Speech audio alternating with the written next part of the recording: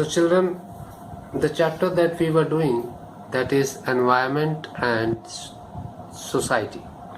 This chapter has been deleted by the board. So we are going to start with a new chapter, that is from part A. That is chapter number 2. The name of the chapter is Terms, Concepts and Their Use in Sociology. So the first term or the concept is your social group. What is a social group? The group to which a particular person belongs is said to be a social group. Man is not an isolated individual. Man lives in groups, in constant association and interaction with one another. When the man originated, he was a wanderer. He was wandering, a nomad, wandering from here and there and alone. Then he started living in groups. Then he started inventing new things. He discovered many new things. And then in this way, the evolution of the society took place. So now, man cannot live in isolation. He lives in groups, in constant association and interaction with one another. Living in a group makes man and social beings. Social groups emerge from the interaction of man. So the emergence of the social group is the interaction between men, between different persons. Man's life is to an enormous extent a group life. Social group is any collection of human beings who are brought into social relationships with one another. Many sociologists define social group in different ways. According to E.S. Bogardus, a group is a number of units of anything in close proximity to one another. Where there is close proximity with a number of units, it becomes a group, according to E.S. Bogardus. According to Arnold Green, a group is an aggregate of individuals which persist in time, which has one or more interests and activities in common, and which is organized. So any aggregate of individuals having same interest, same activities to do, and which are organized forms a group. According to McEver and Page, by group we mean any collection of social beings who enter into distinctive social relationships with one another.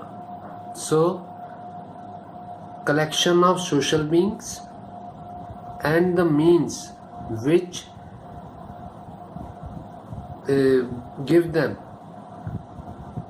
bring them into relationship with one another to form a group is called a group. Thus, a social group is a collection of people interacting together in an orderly way on the basis of shared expectations about each other. Everyone expects something from the other. So, on the basis of these expectations, when the people collect together, they form a group about each other behavior. A social group represents a number of persons linked together in a network of social relationship. Therefore, the characteristics of social group: first, a number of individuals. No single person can constitute a group. There must be a number of individuals to form a group. single person cannot form a group. There should be a number of persons. Then only a group can be formed. Mere aggregate of people, social category, are not considered as groups. If you visit a market, number of people are there, so you are not you will not be considered as a part of the group. You are an individual, you are walking alone. No doubt you have gone there to purchase something, but you have no interrelationship between the other persons who are moving in the market. Family, caste, kin, class are examples of group. Number 2, a feeling of unity. A feeling of unity is essential for every group. The unity, that is belongingness to a group. This feeling is very important for the existence of a group. By virtue of such feeling, members of group treat each other as their own, and a sense of sympathy between them develops. Third, reciprocal relations. The members of a group are related to each other. Simply a gathering of persons cannot be called a group. The members of the group should be interrelated. There should be interrelationship between the members of the group, and each and every member of the group should be related to each other. Gathering of people at a particular place will not form a group. Then fourth is we feeling. By a sense of we feeling, the members of a group help each other in performing their duties, and they defend collectively against the harmful power. They treat others as the outsiders and try to make their groups prosperous and self-sufficient. So the feeling, we feeling, should be there in the group. Every member of the group should help the other members of the group and should treat the other members of the group with positive responses. The outsiders, if any, are not treated, are not taken as granted as the member of the group. And every person should have the feeling that the group to which he belongs should prosper and should be self-sufficient.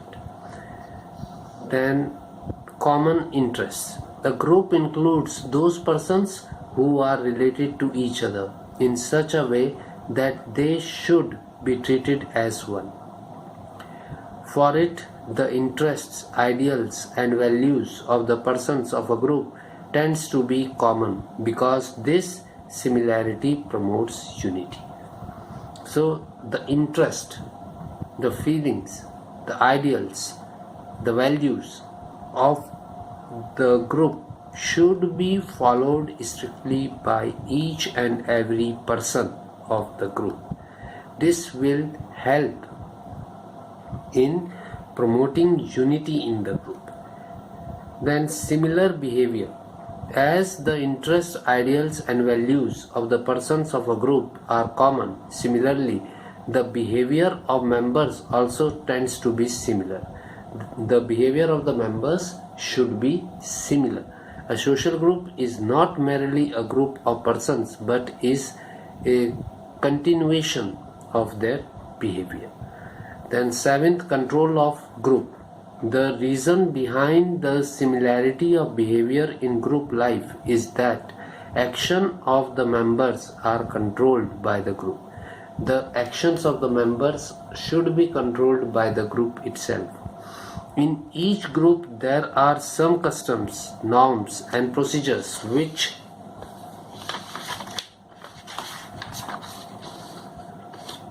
are acceptable to everyone, and the members of the group have to obey them. So each and every norm, principle, values which have been formed should be practiced by each and every person and should be acceptable by everyone, and the members of the group have to obey them. If there is any negligence on the part of the members to obey them, then the member who is not obeying them should be punished. Then recognition. It is recognized as a social group by themselves and other groups as well. The group should be recognized by all its members and the other members of the other groups. Influence of group. Each group possesses some special characteristics which separate it from the similar and dissimilar groups. So the special characteristics of the group discriminate it with other groups. These characteristics affect the members constituting the group. The effect may be of a different nature for different persons, but still all the members are influenced by the group. Family is a group as it has the above characteristics of group. In a family group, the members are related to each other by intimate relationships such as that of husband, wife, father, son, brother, sister, etc. and all work together, extending mutual help for the common good of the family and in the interest of family. All members treat each other as their own, and though their interests may be different, still their ideals and interests tend to be similar. A family works as a separate unit by virtue of this similarity of ideals and interests. All the members are controlled by the family, and if they do not obey the family norms, they are rebuked.